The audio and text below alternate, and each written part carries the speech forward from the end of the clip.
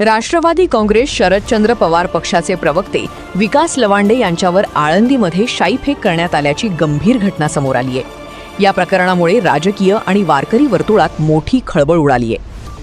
नमस्कार, मी ज्ञानदा। तुम्ही पाहायला सुरुवात केली आहे न्यूज 24 महाराष्ट्र वेध महाराष्ट्राचा। मिळालेल्या माहितीनुसार हवेली तालुक्यातील आळंदी मातोबा येथे आयोजित कार्यक्रम आटोपून विकास लवांडे हे परतत होते। सकाळी सुमारे 10 वाजण्याच्या दरम्यान हभप संग्राम बापू भंडारे पाटील आणि त्यांच्या सहकाऱ्यांनी त्यांचा रस्ता अडवून शाईफेक केल्याचा आरोप करण्यात आलाय। या घटनेचा व्हिडिओही समोर आला असून विकास लवांडे यांनी या प्रकरणात गंभीर आरोप केले आहेत। वारकऱ्यांमधील नथुराम गोडसे प्रवृत्तीच्या लोकांनी माझा रस्ता अडवला। 3 गाड्यांमधून आलेल्या 10 ते 15 जणांनी माझ्यावर शाईफेक केली, धक्काबुक्की केली आणि पिस्तूल दाखवत जीवे मारण्याची धमकी दिली, असा दावा विकास लवांडे यांनी केलाय। घटनेनंतर संबंधित हल्लेखोर तेथून फरार झाल्याचंही त्यांनी सांगितलं।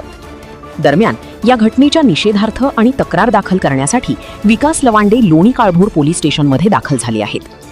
पुणे पोलीस आयुक्तांनी तात्काळ कायदेशीर कारवाई करावी, अन्यथा ठोस कारवाई होईपर्यंत पोलीस स्टेशनमध्येच सत्याग्रह करणार असा इशाराही लवांडे यांनी दिलाय। सध्या या संपूर्ण प्रकरणाचा अधिक तपास पोलीस करत असून पुढील कारवाईकडे सर्वांचे लक्ष लागले आहे। काय तुला दुष्कर म्हणायचं होतं ना? दुष्कर म्हटलं असतं तरी चाललं असतं। तू गुरुवार्यांना बोलायचं नव्हतं। तू आमचं सर्वस्व आहे, ते सर्वस्व आहे